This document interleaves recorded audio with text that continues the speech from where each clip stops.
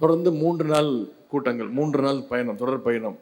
நேற்று முன்தினம் விருதுநகரில் ஆரம்பித்து அதன் பிறகு திருவண்ணாமலை வந்து, திருவண்ணாமலையிலேருந்து செஞ்சி வந்து, செஞ்சியிலேருந்து நேற்று இங்கே வந்து இன்னைக்கு முழுக்க விழுப்புரத்தில் பல்வேறு நிகழ்ச்சிகள். இன்று காலை கூட ஒரு அரசு நிகழ்ச்சி முடித்து விட்டு தான் இங்கே வந்திருக்கின்றேன். தொடர்ந்து எந்த மாவட்டத்திற்கு சென்றாலும் அங்கே இருக்கக்கூடிய ஒரு சட்டமன்ற தொகுதியாக ஒரு சட்டமன்ற தொகுதிக்கும் போய் அங்கே இருக்கக்கூடிய கழக நிர்வாகிகளை சந்திக்கின்ற தலைவருடைய உத்தரவுக்கு இணங்க அந்த நிகழ்ச்சியை நடத்தி கொண்டிருக்கிறோம். அதில் இன்னைக்கு 15வது தொகுதியாக இன்றைக்கு இந்த விழுப்புரம் சட்டமன்ற தொகுதிக்கு நான் வருகை தந்திருக்கின்றேன். இந்த விழுப்புரம் மாவட்டம் நம்முடைய டாக்டர் கலைஞர் அவர்களுக்கும் இருக்கட்டும், நம்முடைய கழக தலைவர் அவர்களும் இருக்கட்டும், அவங்களுடைய மனசுக்கு மிக மிக நெருக்கமான மாவட்டம்னா இந்த விழுப்புரம் மாவட்டம் தான். சொல்லப்போனால் 1940களில் கலைஞர் அவர்கள் இந்த விழுப்புரத்தில் கிட்டத்தட்ட 1 மாதம் தங்கி தன்னுடைய கொள்கை விளக்க நாடகங்களை நடத்தின மாவட்டம் இந்த விழுப்புரம் மாவட்டம். அதை விட இன்னொரு பெருமை, 2003 நம்முடைய கழக தலைவர் அவர்கள் இளைஞரணியினுடைய செயலராக இருந்தப்போ இந்த விழுப்புரத்தில் நடந்த மண்டல மாநாட்டில் தான் முதன் முறையாக தலைமை ஏற்று அந்த மாநாட்டை நடத்தினாங்க. அந்த மாநாட்டை சிறப்பாக வெற்றிகரமாக நடத்தி காட்டியவர் தான் அண்ணன் பொன்முடி அவர்கள் இங்கே இருந்திருக்கிறாங்க. மாவட்ட செயலராக இருந்தார். இன்னும் எனக்கு இன்னொரு பெருமை என்னென்னா, நான் அரசியலுக்கே அப்போ வரல, படிச்சுக்கிட்டு இருந்தேன், கல்லூரியில் படிச்சுட்டு இருந்தேன். அப்போ முதல் என்னை வந்து கூட்டிகிட்டு வந்து இங்கே தலைவர் பேரில் இருக்கக்கூடிய ஒரு மன்றத்தில் கிட்டத்தட்ட 25 ஆண்டுகளுக்கு முன்பு என்னை வைத்து, நான் இப்போ விளையாட்டுத்துறை அமைச்சராக வந்திருக்கிறேன், அது தெரிஞ்சோ தெரியாமலோ அப்போவே என்னை கூட்டிகிட்டு வந்து ஒரு மிகப்பெரிய விளையாட்டு நிகழ்ச்சியை இதே விழுப்புரம் மாவட்டத்தில் தான் நம்முடைய அண்ணன் பொன்முடி அவர்கள் நடத்தினாங்க. இப்படி பெருமைக்குரிய இந்த விழுப்புரம் மாவட்டத்தில் உங்களை எல்லாம் சந்திக்கின்ற இந்த வாய்ப்பை பெற்றிருக்கிறேன். ஒரு குறுகிய கால அறிவிப்பு தான். 4 நாட்களுக்கு முன்பு தான் இந்த அறிவிப்பு வெளியாச்சு. அதுக்கு முன்பு சந்தேகம் இருந்தது, நடத்துவோமா வேணாமா அப்படின்னு. ஏன்னா எங்கே பார்த்தாலும் மழை பெஞ்சிட்டு இருந்துச்சு. சென்னையில் மிகப்பெரிய மழை, தமிழ்நாட்டுடைய பல மாவட்டங்களில் மழை, இங்கே விழுப்புரம் மாவட்டத்திலையும் தொடர்ந்து மழை பெஞ்சிட்டு இருந்துச்சு. இருந்தாலும் இன்னைக்கு இந்த குறுகிய கால அறிவிப்பில் இவ்வளவு சிறப்பாக எழுச்சியோடு இந்த நிகழ்ச்சியை நடத்திருக்கக்கூடிய மாவட்ட கழகத்திற்குரிய பொறுப்பாளர் லட்சுமணன் அவர்களுக்கும் மாவட்ட கழக நிர்வாகிகளுக்கும் முதல்ல என்னுடைய நன்றியையும் பாராட்டுகளையும் நான் தெரிவித்துக் கொள்கின்றேன். கழக தலைவர் அவருடைய பெருமையை பற்றி பேசும்பொழுது நாம் அத்தனை பேர் சொல்லுவோம். கழகம் சில தேர்தலில் தோற்றிருக்கலாம், வெற்றி வாய்ப்பை இழந்திருக்கலாம், ஜெயிச்சிருக்கலாம். ஆனால் எந்த நிலைமையிலும் தான் நின்ற தேர்தல் அனைத்திலையும் வென்ற ஒரே தலைவர், உலகத்திலேயே ஒரே தலைவர் நம்முடைய கழக தலைவர் டாக்டர் கலைஞர் அவர்கள் தான். டாக்டர் கலைஞர் அவர்கள் தான் என்ற பெருமையை நம்முடைய கலைஞருக்கு தான் உண்டு. அதே நம்முடைய தலைவர் பற்றி பேசும்போது நம்ம சொல்லுவோம், தான் தலைவராக பொறுப்பேற்ற பின்பு தாம் சந்தித்த அத்தனை தேர்தலையும், கழகம் சந்தித்த அத்தனை தேர்தலையும் கழகத்திற்கு வெற்றி வாய்ப்பை ஏற்படுத்தி கொடுத்த ஒரே தலைவர் நம்முடைய தலைவர் என்ற பெருமை நமக்கு உண்டு. அந்த வெற்றி வாய்ப்புக்கெல்லாம் காரணம் இங்கே வந்திருக்கக்கூடிய கழக உடன்பிறப்புகள் நீங்கள் தான் அப்படின்னு சொன்னால் அது மிகையாகாது. நீங்கள் இல்லாமல் திராவிட முன்னேற்ற கழகம் கிடையாது, நீங்கள் இல்லாமல் கலைஞர் கிடையாது, நீங்கள் இல்லாமல் நம்முடைய கழக தலைவர் கிடையாது, நீங்கள் இல்லாமல் இந்த திராவிட மாடல் ஆட்சி கிடையாது. இன்றைக்கி நம்முடைய திராவிட முன்னேற்ற கழகம் பவள விழாவை கொண்டாடி இருக்கோம். இளைஞரணியின் சார்பாக பல்வேறு நிகழ்ச்சிகள் நடத்தியிருக்கிறோம். மாவட்ட கழகத்தின் சார்பாக, தலைமை கழகத்தின் சார்பாக ஒரு வருடம் மிகப்பெரிய நிகழ்ச்சிகள் நடத்தணும், முப்பெரும் விழாவை நடத்தணும். இளைஞரணியின் சார்பாக திமுக 75ன்னு அறிவு திருவிழாவை நடத்தணும். 75 ஆண்டுகளை முடித்து இன்னைக்கு 76வது ஆண்டில் திராவிட முன்னேற்ற கழகம் இன்னைக்கு நடைபோட்டு கொண்டிருக்கிறது. இந்த 76 வருஷத்தில் எத்தனையோ போராட்டங்கள், எத்தனையோ சோதனைகள், எத்தனையோ நெருக்கடிகள், எத்தனையோ நெருப்பாறுகளை கழகம் இன்னைக்கு கடந்து வந்திருக்குன்னா அதற்கெல்லாம் காரணம் வந்திருக்கக்கூடிய உடன்பிறப்புகள் நீங்கள் தான். இந்த 76 வருஷம் ஆனதுக்கு அப்புறமும் இன்னைக்கும் அதே வலிமையோடும் அதே இளமையோடும் இன்னைக்கு நம்ம மக்கள் பணியாற்றிட்டு இருக்கோம்னா இங்கே வந்திருக்கக்கூடிய களப்பணியாளர்கள் நீங்கள் தான். நீங்கள் ஒவ்வொருத்தரும் தான் அதற்கு காரணம். இன்னும் குறிப்பாக சொல்லணும்னா சென்ற 2021 சட்டமன்ற தேர்தல், 2024 நாடாளுமன்ற தேர்தல் வெற்றிக்கும் நீங்கள் தான் முழு காரணம்னு சொன்னால் அது மிகையாகாது. 2021 சட்டமன்ற தேர்தலில் உங்களுடைய உழைப்பால் தான், உங்கள் ஒவ்வொருத்தருடைய உழைப்பால் தான் இன்னைக்கு தமிழ்நாட்டு மக்களுடைய முழு ஆதரவை பெற்று நம்முடைய தலைவர் அவர்கள் முதலமைச்சர் நாற்காலியில் உட்கார வச்சது இங்கே வந்திருக்கக்கூடிய உடன்பிறப்புகள் நீங்கள் தான். அதற்கு காரணம் நீங்கள் தான். ஆட்சிக்கு வந்து நம்முடைய தலைவர் அவர்கள் முதலமைச்சர் பொறுப்பை ஏற்று அன்றைக்கு இந்த பொறுப்பேற்ற நாள் முதலிருந்து இன்னைக்கு வரைக்கும் மக்கள் பணியை ஆற்றிக்கொண்டு வருகின்றார். முதல் நாள் முதலமைச்சராகி 5 கையெழுத்து போட்டார். அதில் முதல் கையெழுத்து தேர்தல் அறிக்கையில் தேர்தல் வாக்குறுதி, நம்ம சொன்ன வாக்குறுதி மகளிருக்கு விடியல் பயண திட்டம், கட்டணமில்லா பேருந்து திட்டத்தை முதல் கையெழுத்தாக நம்முடைய தலைவர் அவர்கள் போட்டாங்க. இன்னைக்கு அந்த விடியல் பயண திட்டத்தின் மூலம் எத்தனை மகளிர் பயன்பெற்றிருக்காங்க தெரியுமா? எத்தனை முறை பயனடைஞ்சிருக்காங்க தெரியுமா? 850 கோடி ட்ரிப்ஸ் அடிச்சிருக்காங்க. 850 கோடி பயணங்களை மகளிர் மேற்கொண்டிருக்கிறாங்கன்னா அதுதான் அந்த திட்டத்துடைய வெற்றி. இன்னும் குறிப்பிட்டு சொல்லலாம், இந்த விழுப்புரம் மாவட்டத்தில் மட்டும் 13 கோடி பயணங்களை மகளிர் மேற்கொண்டிருக்கிறாங்க.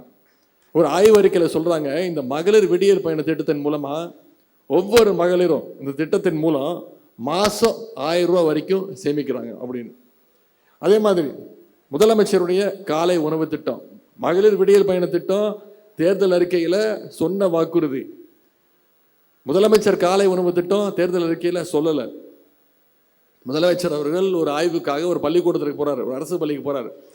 அங்கே ஒரு குழந்தை சோர்வா உட்கார்ந்து இருக்கிறான்.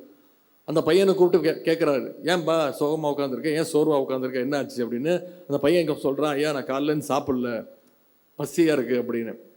முன்னெல்லாம் வேலைக்கு போகிற பெற்றோர்கள் காலைல எழுந்திரிச்சு குழந்தைக்கு சமைக்கிறதுக்கு நேரம் இருக்காது, பள்ளிக்கூடத்துக்கு அனுப்பிச்சிடுவாங்க. எப்படியும் மதிய சத்துணவு போடுவாங்க, அங்கே சாப்பாடு கொடுப்பாங்க, சமாளிச்சுக்கோ அப்படின்னு அனுப்பிச்சிடுவாங்க. ஆனால் அனுப்பிச்சிட்டு அதே ஞாபகமாக இருப்பாங்க, காலைல பையன் வெறும் வயிற்றில் போனானே, சாப்பிட்டானா, படித்தானா, தூங்கிட்டானா, பசி மயக்கத்தில் இருந்திருப்பானேன்னு. நம்முடைய முதலமைச்சர் அன்னைக்கு அவர் ஒரு உத்தரவு போட்டார், இனிமே 1ஆம் வகுப்புலேருந்து 5ஆம் வகுப்பு வரை அனைத்து அரசு பள்ளிகளையும் குழந்தைங்க காலையில் வந்தாங்கன்னா அவங்களுக்கு முதல்ல தரமான காலை உணவு, அதன் பிறகு தரமான கல்வி. இன்னைக்கு வேலைக்கு போகிற பெற்றோர்கள், அனைத்து பெற்றோர்களும் தாய்மார்களும் வாழ்த்தி மகிழ்ச்சியோடு அனுப்புகிறாங்க குழந்தைய. என் குழந்தைய பார்த்துக்கிறதுக்கு நம்முடைய முதலமைச்சர் இருக்கிறாரு, நம்முடைய திராவிட மாடல் அரசு இருக்குன்னு வாழ்த்தி அனுப்புகிறாங்க. ஒவ்வொரு நாளும் திங்கட்கிழமையிலேருந்து வெள்ளிக்கிழமை வரைக்கும் 22 லட்சம் குழந்தைங்க இந்த முதலமைச்சர் காலை உணவு திட்டத்தின் மூலம் பயன்படுறாங்க. சமீபத்தில் இந்த திட்டத்தை முதலமைச்சர் அவர்கள் விரிவாக்கம் பண்ணார், எக்ஸ்பேண்ட் பண்ணார். அரசு உதவி பெறுகின்ற பள்ளிகள், கவர்மெண்ட் எய்டட் காலேஜஸுக்கும் விரிவாக்கம் செய்கிறேன்னு பண்ணார். அப்போது பஞ்சாப் மாநிலத்துடைய முதலமைச்சர், அவர் பேர் பகவான் சிங், அவர் சென்னைக்கு வந்திருந்தார். அந்த நிகழ்ச்சிக்கு வந்து அங்கே இருக்கக்கூடிய பள்ளி மாணவர்களாக சந்தித்து இந்த திட்டத்தை பற்றி கேட்டு, அரசு அதிகாரிகள்கிட்ட அந்த திட்டத்தை பற்றி கேட்டு பாராட்டி பேசும்போது சொன்னார், இது மிக மிக சிறந்த திட்டம், கல்விக்கு இவ்வளோ முக்கியத்துவம் கொடுக்குறீங்க, குழந்தைங்க பள்ளிக்கூடத்துக்கு வரணும்னு இவ்வளோ முக்கியத்துவம் கொடுக்குறீங்க, முதலமைச்சர் காலை உணவு திட்டம். ஒவ்வொரு நாளும் எத்தனை குழந்தைங்க, 22 லட்சம் குழந்தைங்க பயன்பெறாங்க. இனிமே அடுத்த வருஷத்துலேருந்து பஞ்சாப் மாநிலத்திலையும் இந்த திட்டத்தை, இதே திட்டத்தை நான் விரிவு செய்ய போகிறேன் அப்படின்னு சொன்னது யாரு? பஞ்சாப் மாநில முதலமைச்சர் பகவான் சிங். அவர் ஒன்றும் நம்முடைய கூட்டணி கட்சி கிடையாது, ஆம் ஆத்மி இயக்கத்தை சேர்ந்தவர். இப்படி அவர் வந்து பாராட்டிட்டு போறாரு. சரி, குழந்தைங்க பள்ளிக்கூடத்துக்கு வர வச்சுட்டோம், பள்ளிக்கூடத்தில் வந்து படித்தா போதுமா? பத்தாது, அவங்க உயர்கல்வி படிக்கணும், ஸ்கூலுக்கு போனால் பத்தாது, காலேஜுக்கு போகணும் அப்படின்னு நம்முடைய தலைவர் கொண்டு வந்த திட்டம் தான் புதுமை பெண் திட்டம், தமிழ் புதல்வன் திட்டம். அரசு பள்ளியில் படித்து எந்த காலேஜில் போய் சேர்ந்தாலும், அது தனியார் கல்லூரியாக இருந்தாலும் சரி, நீ போய் படிச்சின்னா உனக்கு மாதம் 1000 ரூபா ஊக்கத்தொகை, கல்வி ஊக்கத்தொகையாக நான் தரேன்னு நம்முடைய தலைவர் அவர்கள் அந்த திட்டத்தை கொண்டு வரார். ஜிஇஆர்னு சொல்லுவாங்க, உங்களுக்கு தெரியும், கிராஸ் என்ரோல்மெண்ட் ரேஷியோ, அது பேர். உயர்கல்வி சேர்க்கை விகிதம். பள்ளிக்கூடம் முடிச்சுட்டு எத்தனை சதவீதம் மாணவர்கள் கல்லூரிக்கு போகிறாங்க அப்படிங்கிறது அந்த கணக்கு தான் உயர்கல்வி சதவீதம், ஜிஇஆர், கிராஸ் என்ரோல்மெண்ட் ரேஷியோ. அது பார்த்தீங்கன்னா பல மாநிலங்களில் டபுள் டிஜிட் கூட இருக்காது. அதிகம் போனால் கேரளா மாநிலம் 10லேருந்து 20% வரும். ஆனால் இன்னைக்கு இந்தியாவிலேயே நம்முடைய தமிழ்நாடு தான் ஜிஇஆரில் 45% பெற்று இன்னைக்கு இந்தியாவிலேயே முதல் மாநிலமாக நம்முடைய தமிழ்நாடு விளங்கி கொண்டிருக்கிறது. இன்னைக்கு இந்த தமிழ் புதல்வன் புதுமை பெண் திட்டத்தின் மூலமாக கிட்டத்தட்ட 8 லட்சம் மாணவ மாணவிகள் மாதம் 1000 ரூபாய் கல்வி ஊக்கத்தொகை பெற்றுட்டு இருக்காங்க. இந்த திட்டத்தை விரிவாக்கம் பண்ணுறதுக்கு சமீபத்தில் ஒரு நிகழ்ச்சி நடத்தினார் தலைவர் அவர்கள். அதுக்கு தெலுங்கானா மாநிலத்துடைய முதலமைச்சர் வந்திருந்தார், திரு ரேவந்த் ரெட்டி அவர்கள். அவர் வந்து பாராட்டிட்டு இந்த திட்டத்தை பற்றி முதலமைச்சர் கேட்டுட்டு அவர் சொல்லிட்டு போனார், நிச்சயம் இது எல்லா மாநிலத்திலையும் விரிவடை செய்ய வேண்டும். அடுத்த கல்வி ஆண்டிலிருந்து தெலுங்கானா மாநிலத்தில் இந்த தமிழ் புதல்வன் புதுமை பெண் திட்டத்தை நான் அறிமுகப்படுத்த போகிறேன் அப்படின்னு தெலுங்கானா மாநில முதலமைச்சர் வந்து பாராட்டிட்டு போனார் இந்த திட்டத்தை. இப்படி அனைத்து முதலமைச்சர்களும் அனைத்து மாநில மக்களும் பாராட்டுகின்ற ஒரு அரசாக, ஒரு முதலமைச்சராக நம்முடைய முதலமைச்சர் அவர்கள் செயல்பட்டு கொண்டிருக்கிறார்னா, அந்த முதலமைச்சரை தமிழ்நாட்டுக்கு கொடுத்தது இங்கே வந்திருக்கக்கூடிய கழக உடன்பிறப்புகள் நீங்கள் தான். அந்த புகழ் உங்களுக்கு தான் சேரும். இதெல்லாம் விட இந்த தமிழ் புதுமை பெண் திட்டம் தேர்தல் அறிக்கையில் நம்ம சொல்லலை. இன்னொரு திட்டம் தேர்தல் அறிக்கையில் சொன்னோம். கலைஞர் மகளிர் உரிமை தொகை திட்டம். மகளிருக்கு மாதம் 1000 ரூபாய் உரிமை தொகை கொடுக்கப்படும் சொன்னோம். ஆனால் ஆட்சி பொறுப்பேற்கும் பொழுது என்ன நிதி சுமைன்னு உங்களுக்கு தெரியும். கோவிட் பெருந்தொற்று இருந்தது. கிட்டத்தட்ட 6 மாதம் கோவிட் அந்த அந்த போர்லேயே முடிஞ்சு போச்சு. அது தவிர கடும் நிதி நெருக்கடி. அதிமுக ஆட்சியில் அவங்க வச்சுட்டு போட கடன் சுமை இருந்தாலும் எதிர்கட்சிகள்லாம் சொன்னாங்க, இந்த திட்டத்தை நிச்சயம் இந்த அரசு நிறைவேற்றாது, மகளிருக்கு 1000 ரூபா கொடுக்குற திட்டத்தை நிறைவேற்ற வாய்ப்பே இல்லைன்னாங்க. ஆனால் நம்முடைய தலைவர் அவர்கள் கிட்டத்தட்ட 2.5 வருஷத்துக்கு முன்னாடி 2023ஆம் ஆண்டு செப்டம்பர் 15ஆம் தேதி பேரறிஞர் அண்ணாவுடைய பிறந்த நாளில் இந்த திட்டத்தை நிறைவேற்றி காட்டினார். இன்னைக்கு தமிழ்நாடு முழுக்க 1,15,00,000 மகளிருக்கு மாதம் 1000 ரூபா நம்முடைய முதலமைச்சர் அவர்கள் கொடுத்துருக்கிறார். 27 மாதம், இன்னைக்கு இந்த டிசம்பர் மாதம் எடுத்துக்கிட்டிங்கன்னா 28வது மாதம் 1,15,00,000 மகளிருக்கு நம்முடைய முதலமைச்சர் அவர்கள் 26,000 ரூபா கொடுத்துருக்கிறார் ஒவ்வொரு மகளிருக்கும். அதில் சில குறைகள் இருந்துச்சு, சில கம்ப்ளைண்ட் வந்துச்சு, எங்கள் பேர் விட்டு போச்சு அப்படின்னு. உடனே முதலமைச்சர் அவர்கள் அதற்கு ஒரு திட்டம் கொடுத்தார். முதலமைச்சர் முகாம்கள் நடத்தினார். அந்த முகாமில் பார்த்தீங்கன்னா இந்த உரிமை தொகையை கேட்டு தான் கிட்டத்தட்ட 30 லட்சம் மனுக்கள் வந்தது. நான் சட்டமன்றத்தில் அறிவித்தேன்.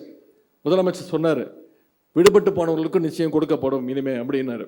வருகின்ற டிசம்பர் 12ஆம் தேதியிலிருந்து அந்த விடுபட்டு போன மகளிருக்கு மாதம் 1000 ரூபாய்.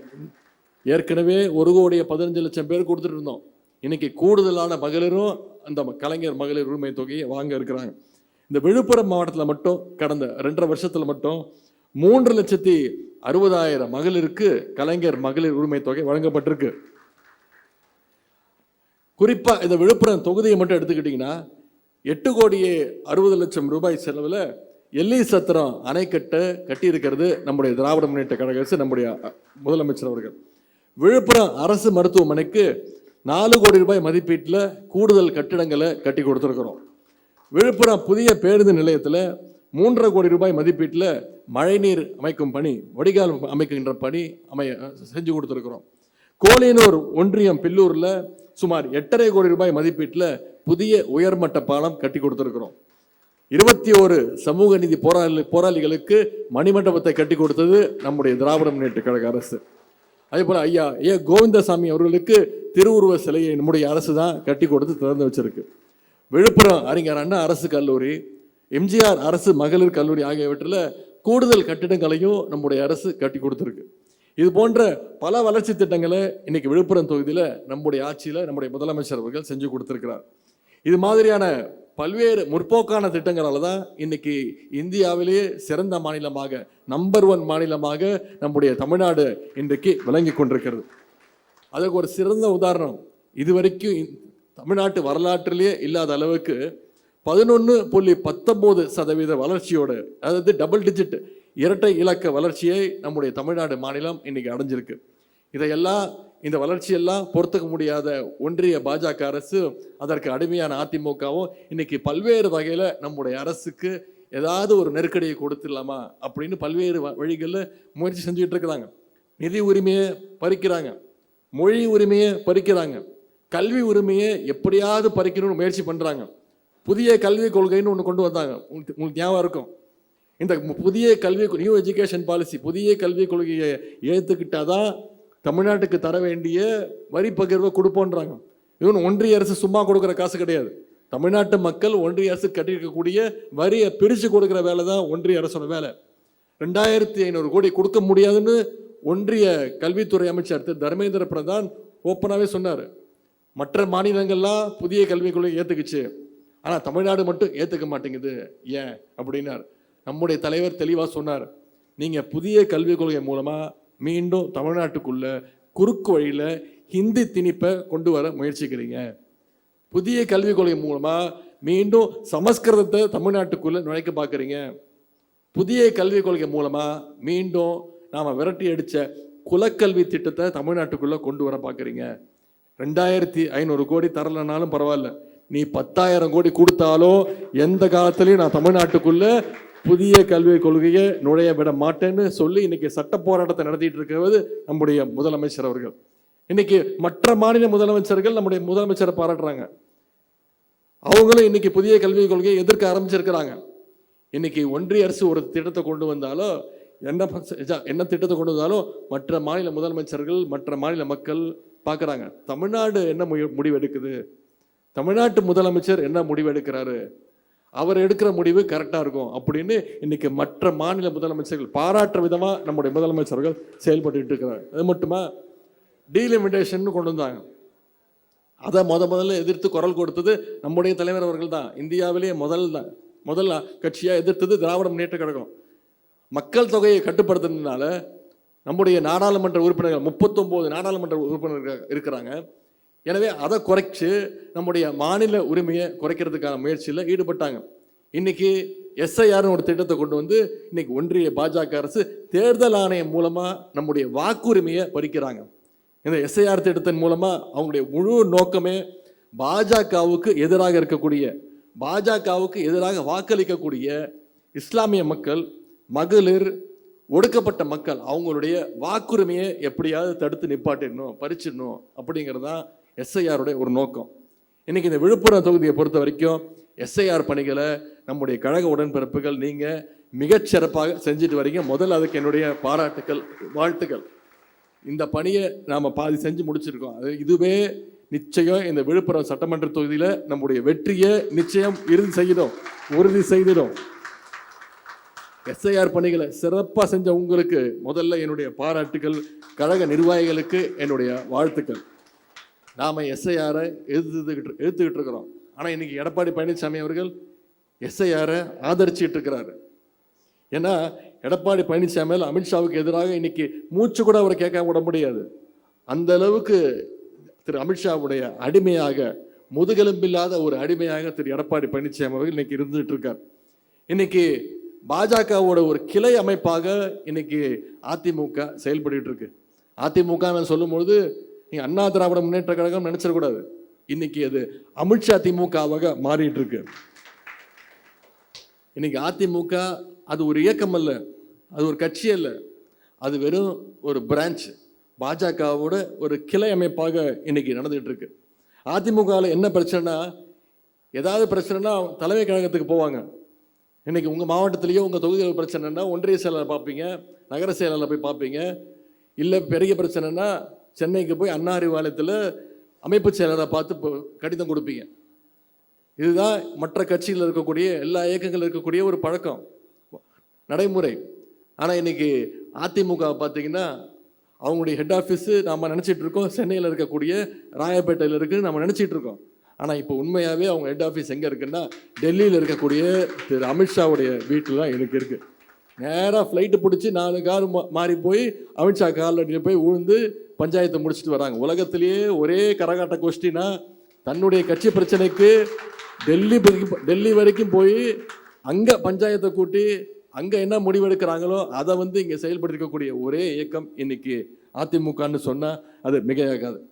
சமீபத்தில் முன்னாள் அமைச்சர் திரு செங்கோட்டையன் அவர்கள் ஆன்மீக பயணம் போகிறேன், ஹரித்துவார் போகிறேன் அப்படின்னு சொல்லிட்டு போய் அமித்ஷா போய் பார்த்துட்டு அவருடைய பர்மிஷன் வாங்கி இன்னைக்கு வேறொரு இயக்கத்தில் போய் சேர்ந்திருக்கிறார். 2 நாட்களுக்கு முன்பு முன்னாள் முதலமைச்சர் திரு ஓ பன்னீர்செல்வம் அவர்கள், முன்னாடியாவது இவங்களாம் திருட்டுத்தனமாக போயிட்டு இருந்தாங்க, இப்போ சொல்லிட்டே போகிறாங்க, ஆமாம் நாங்கள் அமித்ஷாவை தான் பார்க்க போகிறோம் அப்படின்னு சொல்லிட்டு போய் அவர் இன்னைக்கு என்ன முடிவெடுக்க போறாருன்னு யாருக்கும் தெரியாது.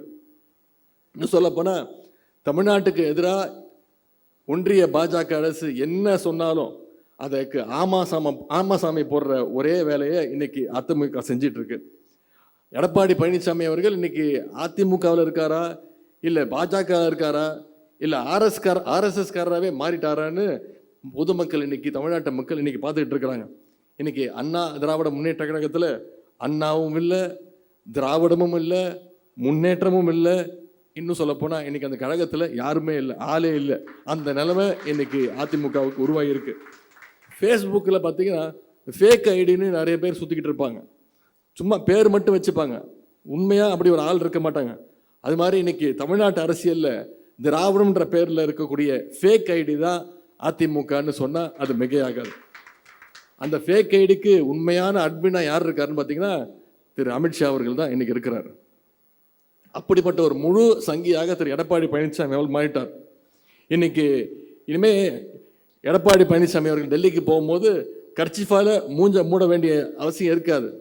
இனிமேல் வெளிப்படையாகவே திரு அமித்ஷா அவர்களை போய் பார்க்கலாம், அவங்களுடைய என்ன சொல்கிறாங்களோ அதுக்கு கேட்கலாம். விவசாய நிலத்தை குத்தகைக்கு விட்டு நீங்கள் பார்த்துருப்பீங்க, கேள்விப்பட்டிருப்பீங்க. அதாவது நிலம் ஒருத்தரோடு தான் இருக்கும், ஆனால் விவசாயம் இன்னொருத்தர் பார்த்துக்கிட்டு இருப்பார். அது மாதிரி இன்னைக்கு அதிமுகவை திரு அமித்ஷா அவர்கள் குத்தகை எடுத்து இன்னைக்கு அதிமுக அவரோட கண்ட்ரோலில் இருக்கு. அதனால தான் திரு எடப்பாடி பழனிசாமியோட பேச்சு அறிக்கை எல்லாம் பார்த்தீங்கன்னா அது அதிமுக ஆஃபீஸ்லேருந்து வந்ததா இல்லை பிஜேபி ஆஃபீஸ்லேருந்து வந்ததான்னு தெரியாத அளவுக்கு இருக்குது. ஆனால் இப்படிப்பட்ட சூழ்ச்சிகள்லாம் தாண்டி தான் இன்னைக்கு கழகம் நம்முடைய தலைவர் அவர்கள் தமிழ்நாட்டு அரசை இன்றைக்கு வழிநடத்தி கொண்டிருக்கிறார். இன்னைக்கு திருப்பரங்குன்றத்தில் மதுரையில் என்ன நடந்துகிட்டு இருக்குன்னு ஒட்டுமொத்த தமிழ்நாட்டு மக்களும் பார்த்துக்கிட்டு இருக்கிறாங்க. நீங்களும் கவனிச்சிருப்பீங்க. தமிழ்நாட்டில் ஏதாவது ஒரு மத கலவரம் பண்ணி சங்கிகள் எப்படியாவது உள்ள நுழைஞ்சிட முடியாதான்னு பல வகைகளில் முயற்சி செஞ்சுட்டு இருக்காங்க. ஆனால் அவங்க எல்லாம் அத்தனை பேருக்கும் நாம் அத்தனை பேரும் தெளிவாக ஒரு பதில் சொல்லி ஆக வேண்டும். சங்கிகளுடைய பருப்பு ஒருபோதும் தமிழ்நாட்டில் வேகவே வேகாது. ஏன்னா இங்கே நடந்து கொண்டிருக்கக்கூடியது அவங்களுடைய அடிமை திரு எடப்பாடி பழனிசாமியுடைய ஆட்சி கிடையாது. இங்கே நடந்து கொண்டிருப்பது முத்துவேல் கருணாநிதி ஸ்டாலின் என்னும் சுயமரியாதை ஆட்சி, திராவிட மாடல் ஆட்சி. நம்முடைய தலைவர் அவர்கள் இன்றைக்கு தமிழ்நாட்டுடைய நம்பிக்கையாக மட்டுமல்ல, ஒட்டுமொத்த இந்தியாவுடைய நம்பிக்கைக்குரிய ஒரு தலைவராக செயல்பட்டு கொண்டிருக்கிறார். பாசிச பாஜகவை களத்தில் எதிர்கொள்கிற அரசியல் பணியாக இருக்கட்டும், ஒன்றிய அரசு தரக்கூடிய நெருக்கடிகளை எதிர்கொள்ளுகின்ற அரசு பணிகளாக இருக்கட்டும், இரண்டிலுமே இன்னைக்கு முத்தமிழர் கலைஞருடைய மறு உருவமாக நம்முடைய தலைவர் அவர்கள் செயல்பட்டு கொண்டிருக்கிறார். ஆகவே இதையெல்லாம் மக்கள்கிட்ட எடுத்து கொண்டு போய் சொல்லுங்க. இங்கே பூத் கமிட்டி உறுப்பினர்கள் வந்திருக்கிறீங்க, நீங்கள் தான் கழகத்துடைய பேஸ்மெண்ட், நீங்கள் தான் அடித்தளம், நீங்கள் தான் கழகத்துடைய இரத்த நாளம். நம்மக்கிட்ட ஆழமான கொள்கைகள் இருக்கு, அரசினுடைய 4.5 வருஷ அரசனுடைய சாதனைகள் இருக்கு. இதையெல்லாம் மக்கள்கிட்ட கொண்டு போய் பேசுங்க. நம்முடைய தலைவர் அவர்கள் அடிக்கடி சொல்வார், இந்த 4.5 வருஷத்துல தமிழ்நாட்டில் இருக்கக்கூடிய ஒவ்வொரு வீட்லேயும் தமிழ்நாட்டுடைய திராவிட மாடல் அரசுடைய திட்டங்களால் பயன்பெற்ற குறைந்தது ஒருத்தர் ஒரு வீட்டிலையாவது இருப்பார். அவங்களை கொண்டு போய் நம்முடைய அரசனுடைய சாதனைகளை ஞாபகப்படுத்திக்கிட்டே இருக்க வேண்டும்.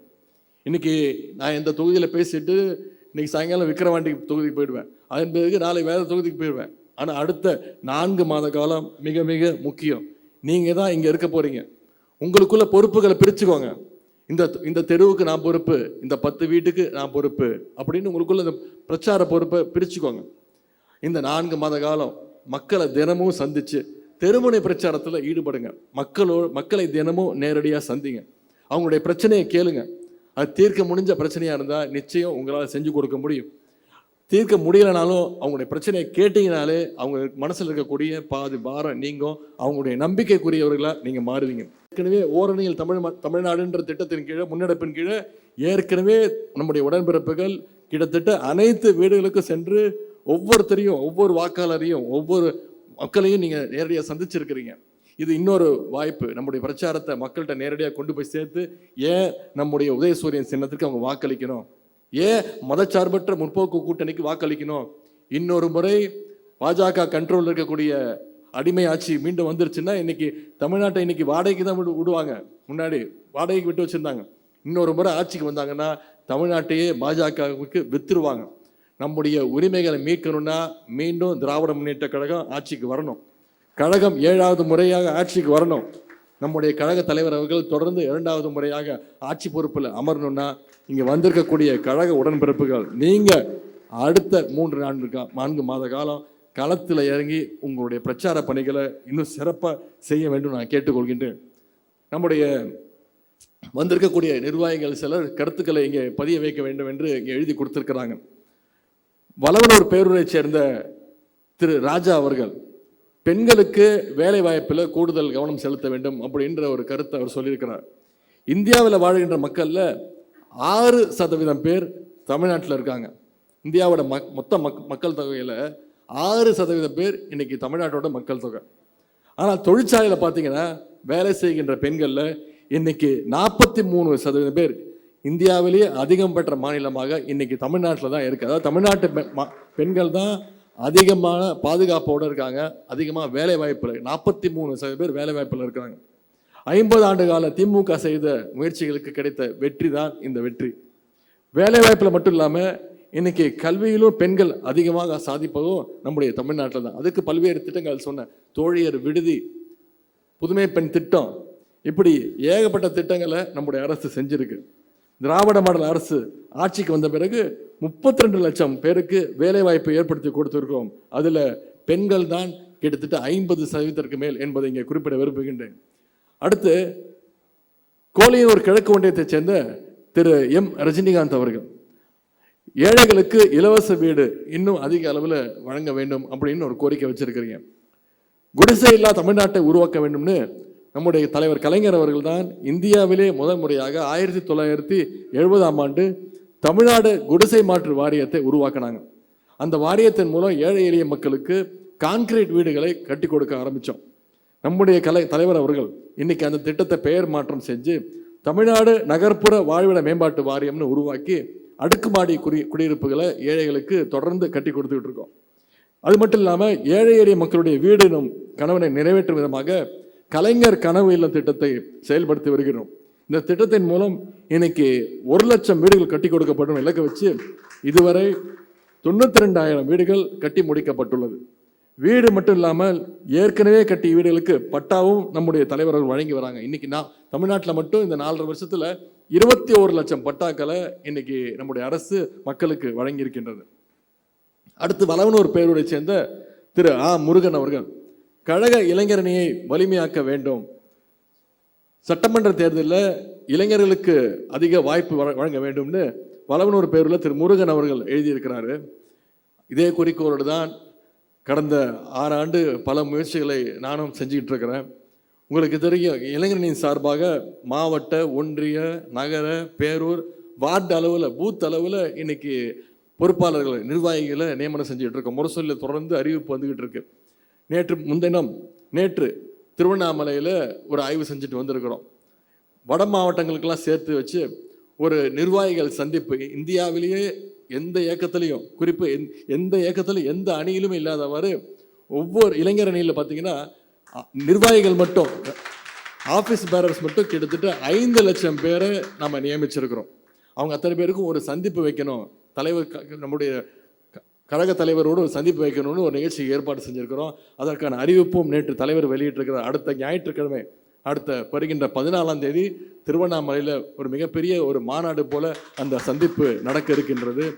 அதுக்கு இங்கே இருக்கக்கூடிய இளைஞரணி தம்பிமார்களை எல்லாம், ஆஃபீஸ் பேரர்ஸ் நிர்வாகிகள் அத்தனை பேரையும் நீங்கள் அத்தனை பேரும் அழைச்சிட்டு வந்து உங்கள் அத்தனை பேரும் இந்த நேரத்தில் அந்த சந்திப்புக்கு நீங்கள் வர வேண்டும் என்று உங்களை எல்லாம் நான் வரவேற்கின்றேன். அதே மாதிரி வருகின்ற நடந்து முடிந்த உள்ளாட்சி தேர்தலாக இருந்தாலும், சட்டமன்ற தேர்தலையும், நாடாளுமன்ற தேர்தலையும் இளைஞர்களுக்கு அதிக வாய்ப்பு கொடுக்க வேண்டும் என்று தலைவர் அவர்களிடத்தில் நான் அடிக்கடி சொல்வதுண்டு. நிச்சயம் அந்த வாய்ப்பு வழங்கப்படும், உரிய நேரத்தில் வழங்கப்படும் என்று தெரிவித்துக் கொண்டு, இன்னும் நமக்கு கைகள் இருப்பது 4 மாதங்கள் தான். எனவே இப்போதே களப்பணியை தொடங்குங்க. நம்முடைய தலைவர் அவர்கள் நமக்கு ஒரு இலக்கு கொடுத்துருக்குறாங்க. வெல்வோம் 200, படைப்போம் வரலாறு. நிச்சயம் நம்ம களத்தில் சரியாக பணியாற்றணும்னா, நம்முடைய பிரச்சார பணியை சரியாக செஞ்சோன்னா 200 இல்லை 200க்கும் அதிகமான தொகுதிகளில் நம்முடைய திராவிட முன்னேற்ற கழக அணி, மதச்சார்பற்ற முற்போக்கு கூட்டணி நிச்சயமாக வெற்றி பெறும். அதற்கான தொடக்கமாக இன்றைக்கு இந்த விழுப்புரம் தொகுதி இருக்க வேண்டும். தமிழ்நாட்டிலேயே அதிகமான வாக்கு வித்தியாசத்தில் இந்த விழுப்புரம் தொகுதி வெற்றியை நீங்கள் உருவாக்கி காட்ட வேண்டும் என்று கேட்டுக்கொண்டு, வெல்வோம் 200, படைப்போம் வரலாறு. வாய்ப்புக்கு நன்றி கூறி விடைபெறுகின்றேன். நன்றி, வணக்கம்.